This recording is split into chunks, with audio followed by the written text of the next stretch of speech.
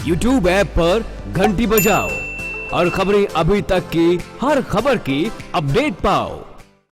का ऐसे में ये उपचुनाव किस पार्टी के लिए कितना अहम होंगे और जींद विधानसभा से जुड़े राजनीतिक समीकरण क्या कहते हैं, ये समझिए आप।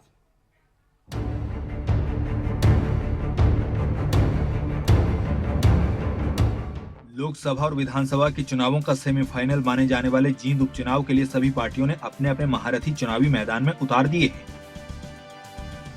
जींद की जंग में जैसे महारथी उतारे गए हैं, उससे लगता है कि हरियाणा में एक बार फिर कुरुक्षेत्र का मैदान सज गया है।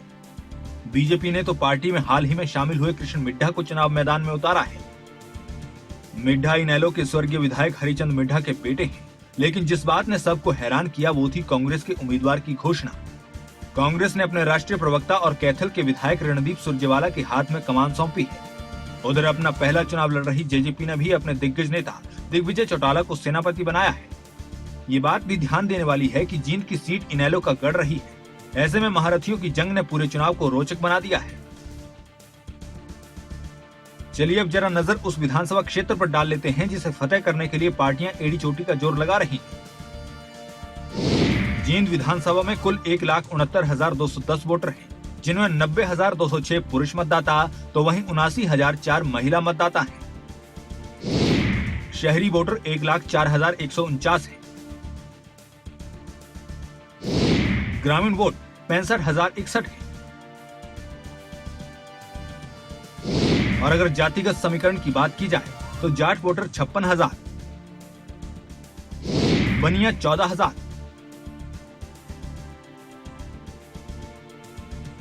ब्राह्मण 20,500,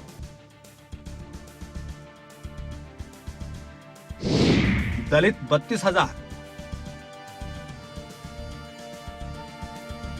पंजाबी 23,000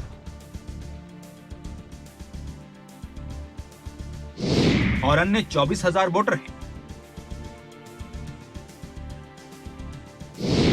कुल बूथ 173 हैं और वहीं गांव 37 है। जींद में वार्डों की संख्या 31 है। तो चलिए अब नजर 2014 के परिणामों पर भी डाल लेते हैं। उस समय कुल वोटर 1,59,000 थे और उनमें से 1,30,000 लोगों ने अपने मतदान का प्रयोग किया। जिनमें किस प्रत्याशी को कितने वोट मिले वो भी आपको बताते हैं। हरिचंद मिड्ढा जो इनेलो से चुनाव लड़े थे और जीते थे, उनको 31,631 वोट मिले थे। बीजेपी के सुरेंद्र बरवाला दूसरे स्थान पर रहे थे और उन्हें 29,374 वोट मिले थे। कांग्रेस के प्रमोद सहवाग 15,267 वोटों के साथ तीसरे नंबर पर रहे थे। सुधीर गौतम जो बीएसपी से लड़े थे, 13,225 वोट मिले थे। एक राम कंडेला 11,223 वोट मिले थे। ब्रिजमोहन सिंगला 4,293 वोट मिले थे। दरअसल ये चुनाव हर पार्टी के लिए नाक का सवाल बन गया है। बीजेपी अगर चुनाव जीतती है तो उसे 2019 के लोकसभा और बाद के विधानसभा चुनाव के लिए माहौल बनाने में मदद मिलेगी। जेजेपी और इनेलो के लिए तो जीत का सवाल है ही, उनमें लड़ाई इस बात की भी है कि दूसरे नंबर पर कौन रहता है।